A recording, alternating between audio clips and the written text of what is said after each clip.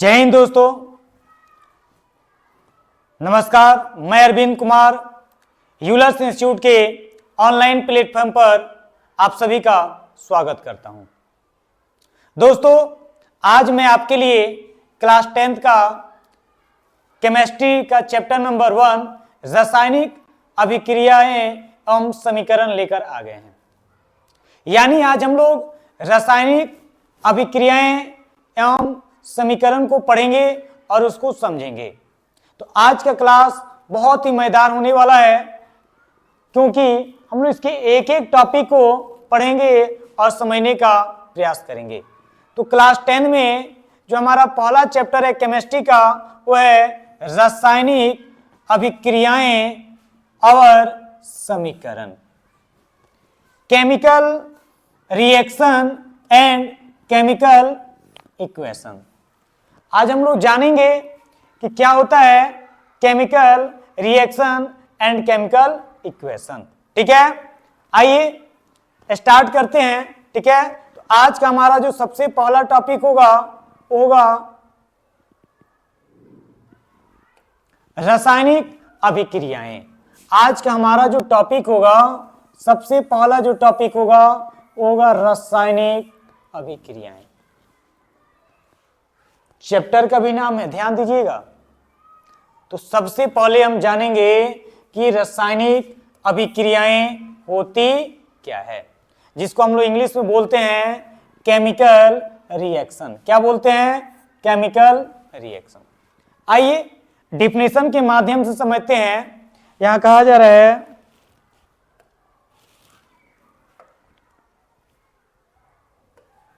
जब कोई पदार्थ अकेले या किसी अन्य पदार्थ के साथ क्रिया कर भिन्न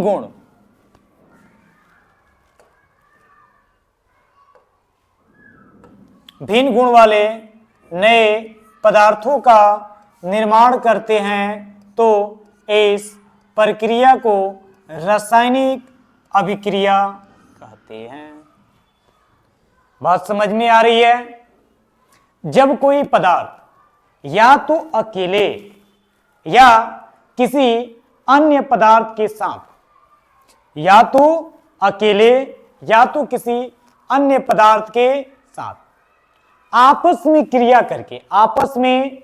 करके भिन्न गुण वाले नए पदार्थों का निर्माण करती है। यानी जो गुण पहले वाले पदार्थ था, उसे अलग गुण वाले पदार्थों का क्या करते हैं? निर्माण करते हैं। तो इसे हम लोग इस प्रक्रिया को क्या कहते हैं? रासायनिक अभिक्रिया कहते हैं। आ रही बात समझ में? आइए यहां पे समझते हैं इस समीकरण के माध्यम से। हमारे पास एक पदार्थ A है और दूसरा पदार्थ क्या है? B है। ये दोनों आपस में क्या करते हैं? क्रिया करते हैं। क्या करते हैं? आपस में क्रिया करते हैं। और आपस में क्रिया करने के बाद ये क्या बनाते हैं? ये बनाते हैं C। और हम क्या देख रहे हैं? ये जो C पदार्थ है, ना तो A के समान है और ना तो B, दोनों से क्या है? बिल्कुल अलग है। तो जिस प्रक्रिया द्वारा C का निर्माण हो रहा है, इसी प्रक्रिया को हम लोग क्या कहते हैं? रासायनिक अभिक्रिया कहते हैं। बात समझ में आ रही है? कोई पदार्थ A भी हो सकता है, A और ये आपस में टूटकर या आपस में ही संयोग करके क्या कर दें? B प्लस C का निर्माण कर दें, तो इसे भी हम लोग क्या कहेंगे? इस प्रोसेस को क्या कहेंगे? रासायनिक अभिक्रिया कहेंगे। आ रही बात समझ में? जब कोई पदार्थ अकेले या किसी अन्य पदार्थ के साथ अभिक्रिया करती हैं और भिन्न गुण वाले नए पदार्थों का क्या करती है? निर्माण करती है, तो ऐसे प्रोसेस को हम लोग क्या कहते हैं? रासायनिक अभिक्रिया कहते हैं। यानी जिस प्रक्रिया द्वारा आपका A जो है क्या बना रहा है? B प्लस C बना रहा है। उसी प्रोसेस को, उसी प्रक्रिया को हम लोग क्या कहेंगे? रासायनिक अभिक्रिया कहेंगे। बात नहीं समझ में आ रहा है? चलिए यहां ध्यान दीजिएगा। हम क्या देख रहे हैं कि मान लेते हैं कि हमारे पास एक पदार्थ है H2, सब जानते हैं हाइड्रोजन गैस है, प्लस क्या है जी O2 है, हमारे पास क्या है O2 है। ये दोनों आपस में क्रिया करते हैं और क्या बना लेते हैं H2। तो बिल्कुल इन दोनों से इसका गुण क्या होता है, अलग होता है, भिन्न होता है। तो जिस प्रक्रिया द्वारा ये दोनों आपस में जिस प्रक्रिया द्वारा क्या करते हैं H2 का निर्माण करते हैं, उसी प्रक्रिया को हम लोग क्या कहते हैं, रासायनिक अभिक्रिया कहते हैं। आ रही बात समझ में? चलिए आगे बढ़ते हैं, ठीक है। अगला हमारा जो टॉपिक है वो है अभिकारक। ध्यान दीजिएगा, क्या है अभिकारक, जिसको इंग्लिश में हम लोग बोलते हैं रिएक्टेंट। क्या बोलते हैं? रिएक्टेंट बोलते हैं। आइए डिफिनेशन के माध्यम से समझते हैं। रासायनिक अभिक्रिया में भाग लेने वाले पदार्थ को अभिकारक कहते हैं। यानी रासायनिक अभिक्रिया में जो पदार्थ भाग लेते हैं उसे हम लोग क्या कहते हैं, अभिकारक कहते हैं, रिएक्टेंट कहते हैं। जैसे अभी हम एक एग्जांपल लिए थे कि A प्लस B आपस में क्रिया करके क्या बनाते हैं, C बनाते हैं। तो हम क्या कहेंगे कि यहां पे आपका जो A प्लस B होगा, आपका A प्लस B होगा, यही क्या होगा, यही आपका होगा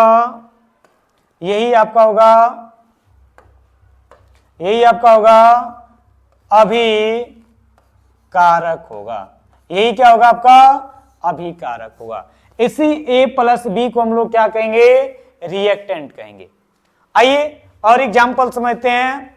मान लीजिए कि CaCO3 कैल्शियम कार्बोनेट, ये टूटता है, जब गर्म करते तो ये टूटता है CaO प्लस CO2। एक रासायनिक अभिक्रिया है, CaCO3 टूटकर बनाता है CaO और CO2। तो हम क्या कहेंगे, इस रासायनिक अभिक्रिया में भाग कौन लिया है, तो इसमें भाग आपका लिया है, इसमें आपका जो भाग लिया है वो लिया है CaCO3, यानी तो ये आपका क्या हो जाएगा, ये हो जाएगा अभिकारक। क्या हो जाएगा, अभिकारक हो रहा है। आ रही बात समझ में? तो यहां पे आप कह सकते हैं कि A प्लस B क्या होगा, अभिकारक। अगर हम यहां पे कह दें, ध्यान दीजिएगा,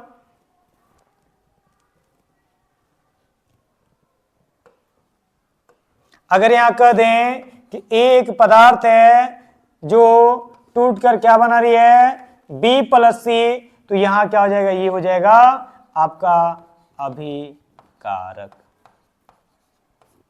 आ रही बात समझ में? तो जो पदार्थ रासायनिक अभिक्रिया में भाग लेती है, क्रिया करती है, उसी पदार्थ को हम लोग क्या कहते हैं, अभिकारक कहते हैं, रिएक्टेंट कहते हैं। बात समझ में आ रही है? चलिए आगे बढ़ते हैं, ठीक है। आप जैसे में नोट कर सकते हैं A प्लस B जो बनाती है C, तो यही आपका क्या है, अभिकारक है, ठीक है। आगे बढ़ते हैं। अगला हमारा जो टॉपिक है वो है उत्पाद। क्या है, उत्पाद। अगला जो हमारा टॉपिक है वो है उत्पाद, जिसको इंग्लिश में हम लोग बोलते हैं प्रोडक्ट बोलते हैं। क्या बोलते हैं, प्रोडक्ट। यहां पे कहा जा रहा है, ध्यान दीजिएगा, कि रासायनिक अभिक्रिया में क्रिया के फलस्वरूप बने नए पदार्थ को उत्पाद कहते हैं। रासायनिक अभिक्रिया में क्रिया के फलस्वरूप जब नया कोई पदार्थ बनता है तो उसी नए पदार्थ को हम लोग क्या कहते हैं, उत्पाद कहते हैं, यानी प्रोडक्ट कहते हैं। आ रही बात समझ में? फिर से समझिएगा। रासायनिक अभिक्रिया में क्रिया के फलस्वरूप बने नए पदार्थ को उत्पाद कहते हैं, यानी प्रोडक्ट कहते हैं। फिर से समझते हैं, हमारे पास एक पदार्थ ए है और एक पदार्थ बी है, और यहां पे रासायनिक अभिक्रिया होती है और ये क्या बना लेता है, C+D बना लेते हैं। ठीक है, तो यहां पे हम देख रहे हैं, इसको बोलेंगे अभिकारक, और ये जो नया पदार्थ बन रहा है इसको बोलेंगे उत्पाद। क्या बोलेंगे, इसको बोलेंगे उत्पाद बोलेंगे। और ये आपका क्या हो जाएगा, ये आपका हो जाएगा अभिकारक हो जाएगा। क्या हो जाएगा, अभिकारक। आ रही बात समझ में। रासायनिक अभिक्रिया में क्रिया के फलस्वरूप यानी ए बी आपस में क्रिया करेगा और क्या बनाएगा, CD। तो ये जो CD बन रहा है इसी को हम लोग कहेंगे कि यही उत्पाद है। बात समझ में आ रही है। किसी रासायनिक अभिक्रिया में क्रिया के फलस्वरूप बने नए पदार्थ को उत्पाद कहते हैं। याद हो गया होगा, अच्छे से इसको देखिएगा, 2 बार लिख दीजिएगा तो ये आपको बिल्कुल क्या हो जाएगा, याद हो जाएगा। चलिए आगे बढ़ते हैं। अगला हमारा जो टॉपिक है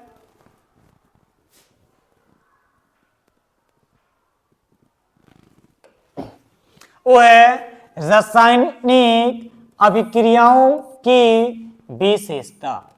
रासायनिक अभिक्रियाओं की विशेषता क्या होती है, रासायनिक क्रियाओं की विशेषता, आइए इसके बारे में हम समझते हैं, जानने का प्रयास करते हैं।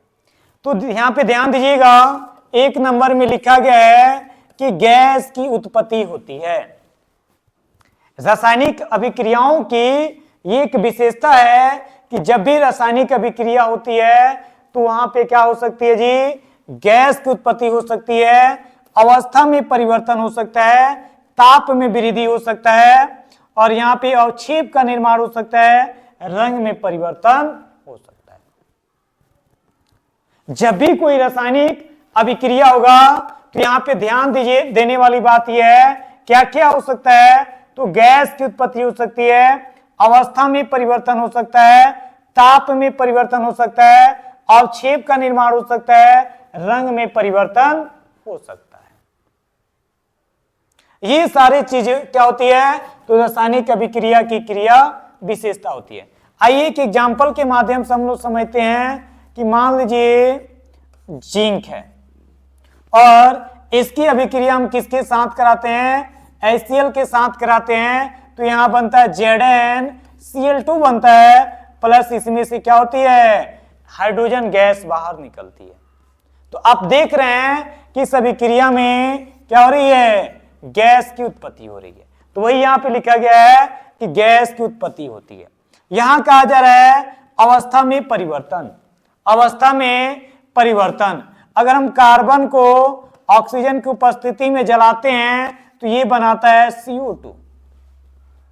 देख रहे हैं, इधर ये क्या है जी, ठोस है, इधर ये क्या है, गैस है, और यहां जलाते हैं तो फिर क्या बन जाता है, गैस। चलिए यहां पे दूसरा देख लेते हैं। हमारे पास क्या है, H2 हाइड्रोजन गैस है, प्लस यहां पे क्या है, ऑक्सीजन गैस है। ये दोनों आपस में क्रिया करते हैं और बनाते हैं H2O बनाते हैं। तो ध्यान दीजिए, ये भी आपका ये होता है गैस, और ये क्या होता है जी, H2O जो होता है ये होता है लिक्विड। तो आप देख सकते हैं इस रासायनिक अभिक्रिया में अवस्था में क्या हुआ, परिवर्तन हुआ। आप एक मोमबत्ती को जलाते हैं, तो जब मोमबत्ती को जलाते हैं तो उसका कुछ भाग जो होता है गैस में बदल जाता है, ठीक है ना, कुछ भाग जो होता है वो द्रव में बदलता है, और कुछ भाग जो होता है वो ठोस में ही बना रहता है। ठीक है, फिर कर रहे हैं ताप में परिवर्तन, ताप में परिवर्तन। अब बहुत सारे ऐसी रासायनिक अभिक्रियाएं होती है जिसमें ताप में भी क्या होता है, परिवर्तन होता है। जब हम लोग कार्बन को क्या करते हैं, ऑक्सीजन की उपस्थिति में जलाते हैं तो इसकी ताप में क्या होती है, वृद्धि होती है। या आप चूना को देखे होंगे, चूना, ठीक है ना, आप चूना को पानी के अंदर जब डालिएगा तो उसके अंदर अभिक्रियाएं होती है और उसका ताप आप देखिएगा तो उसका ताप क्या हो जाता है, बढ़ जाता है। तो क्या होता है, ताप में परिवर्तन होता है, अवक्षेप का निर्माण होता है। कुछ ऐसे अभिक्रियाएं होती है जिसमें अवक्षेप का निर्माण होता है। अवक्षेप क्या होता है, तो एक श्वेत क्या होता है, पदार्थ होता है। क्या होता है जी, एक श्वेत पदार्थ होता है। ठीक है। अगर हम बात करें, रंग में भी परिवर्तन होता है। रंग में भी कुछ रासायनिक अभिक्रियाओं में रंग में परिवर्तन होता है। जैसे आप जानते हैं लोहे पर जंग लगना, आपका अगर हम देखें तो लोहे का जो वास्तविक कलर होता है, ठीक है ना, अगर जंग लगने के बाद देखें तो चेंज हो जाता है। हम पाते हैं कि उस पे भूरे कलर का परत चढ़ जाती है, नारंगी भूरे कलर का क्या चढ़ जाती है, परत चढ़ जाती है। चांदी जो होता है, जब चांदी के ऊपर जंग लगता है, संक्षारण उसका होता है, तो उस पर काली परत चढ़ जाती है। ठीक है ना। उसी तरह अगर कपर तांबा की बात करें तो उस पर हरी परत क्या होती है, चढ़ जाती है। तो इस तरह हम कह सकते हैं कि रासायनिक अभिक्रियाओं की जो विशेषता है, इसमें क्या क्या होता है, तो रासायनिक अभिक्रिया जब होती है तो गैस की उत्पत्ति हो सकती है, अवस्था में परिवर्तन हो सकता है, ताप में परिवर्तन हो सकता है, अवक्षेप का निर्माण हो सकता है, या रंग में परिवर्तन भी हो सकता है। तो ये सारी क्या है, रासायनिक अभिक्रियाओं की क्रिया विशेषता है। आइए आगे बढ़ते हैं। चलिए अगला टॉपिक है रासायनिक समीकरण। क्या है, रासायनिक समीकरण, केमिकल रिएक्शन। समझिएगा ध्यान से यहां पे डिफिनीशन को। करे रासायनिक अभिक्रियाओं को प्रदर्शित करने के लिए जिस संकेतों का प्रयोग किया जाता है उसे रासायनिक समीकरण कहते हैं। रासायनिक अभिक्रियाओं को प्रदर्शित करने के लिए हम लोग क्या करते हैं, जिन संकेतों का प्रयोग करते हैं उन संकेतों को ही हम लोग क्या कहते हैं, रासायनिक समीकरण कहते हैं। रासायनिक समीकरण में अभिकारक और उत्पाद को अलग अलग दर्शाने के लिए हम लोग किसका इस्तेमाल करते हैं, एरो का इस्तेमाल करते हैं। और जिधर यहां ध्यान दीजिएगा सिर होता है, उधर हम लोग उत्पाद को दर्शाते हैं। इधर क्या होता है, आपका उत्पाद होता है, और इसके पीछे साइड क्या होता है, इधर होते हैं अभिकारक।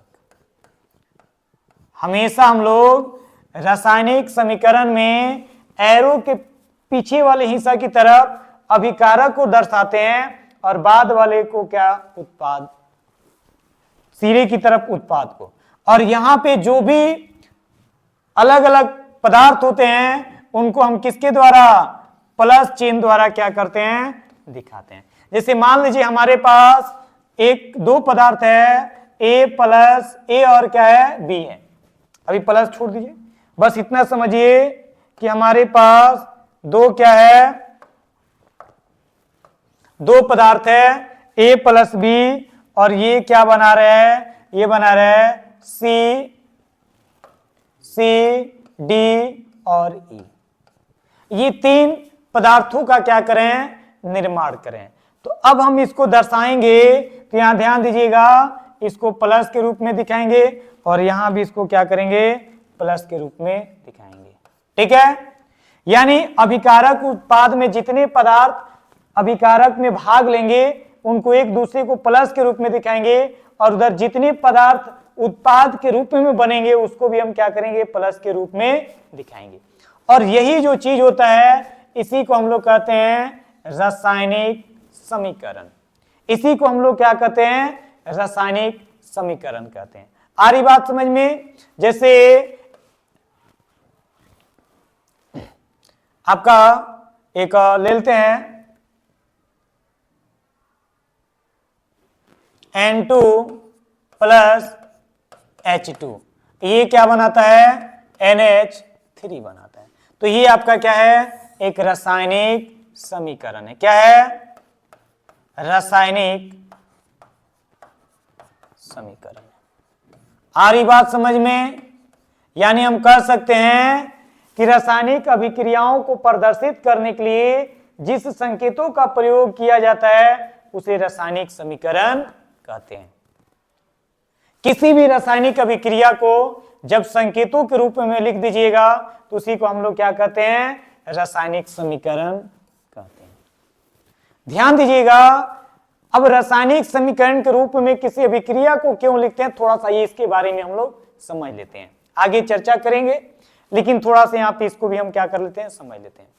देखिए, किसी भी रासायनिक अभिक्रिया को, ठीक है ना, संकेतों में लिखने से होता क्या है कि हम इसको आसानी से समझ भी सकते हैं और आसानी से कम जगहों पे क्या करते हैं, लिख भी सकते हैं।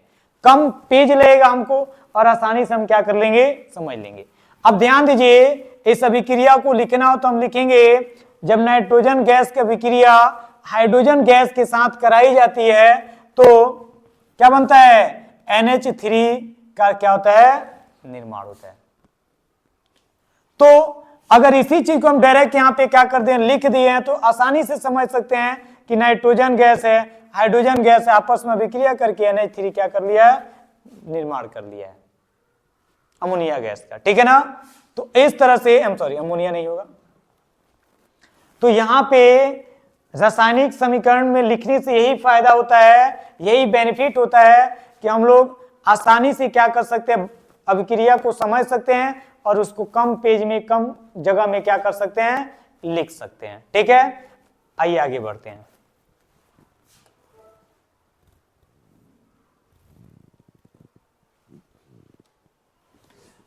रासायनिक समीकरण को दो भागों में बांटा गया है। लीजिए, यानी रासायनिक समीकरण के प्रकार को समझते हैं तो यहां कहा जा रहा है रासायनिक समीकरण को दो भागों में बांटा गया है। कौन कौन सा है, आइए समझते हैं। एक नंबर में कहा जा रहा है संतुलित रासायनिक समीकरण। इंग्लिश में इसको हम लोग बोल सकते हैं बैलेंस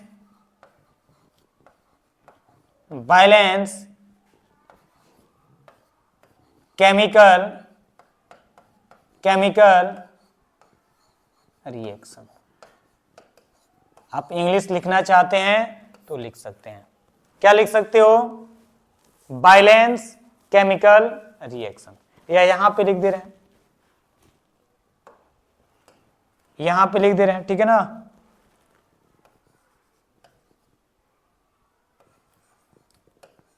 बैलेंस्ड केमिकल रिएक्शन, संतुलित रासायनिक समीकरण क्या होता है, आइए समझते हैं। कह रहे हैं कि जिस रासायनिक समीकरण के अभिकारक और उत्पाद में परमाणुओं की संख्या समान हो, संतुलित रासायनिक समीकरण कहलाते हैं। अगर किसी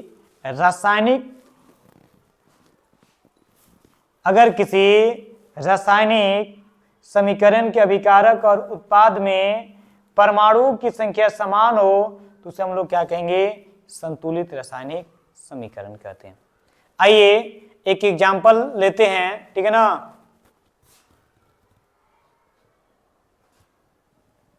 CaCO3 ये क्या बनाता है, ये बनाता है CaO प्लस CO2, ठीक है। एक और एग्जाम्पल ले लेते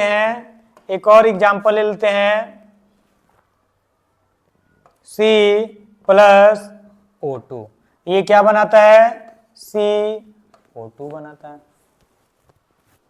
आइए समझते हैं।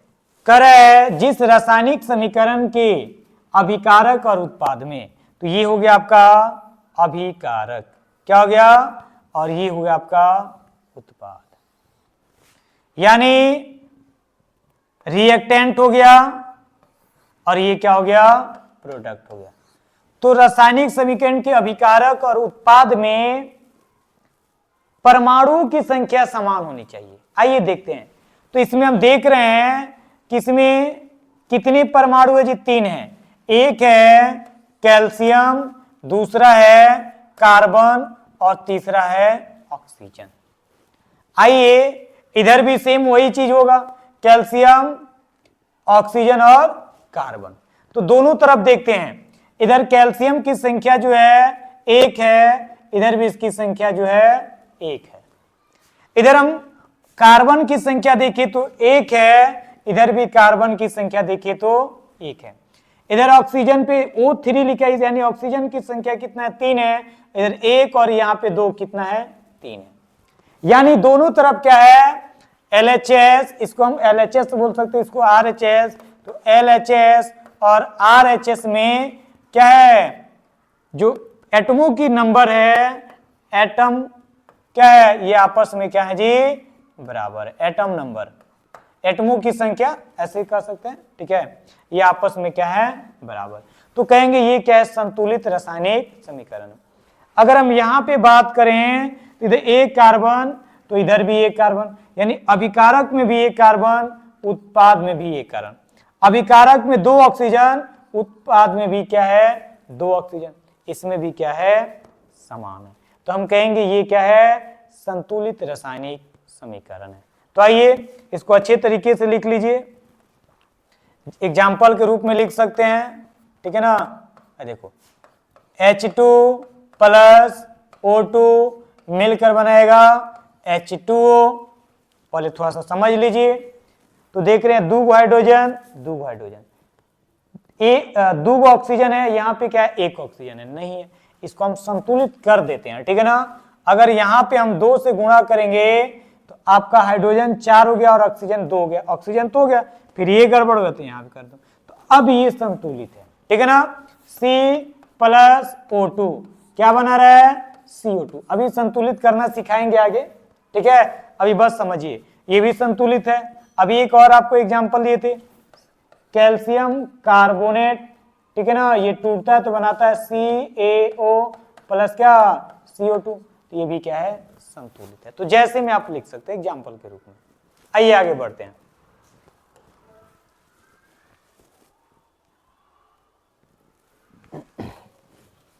असंतुलित रासायनिक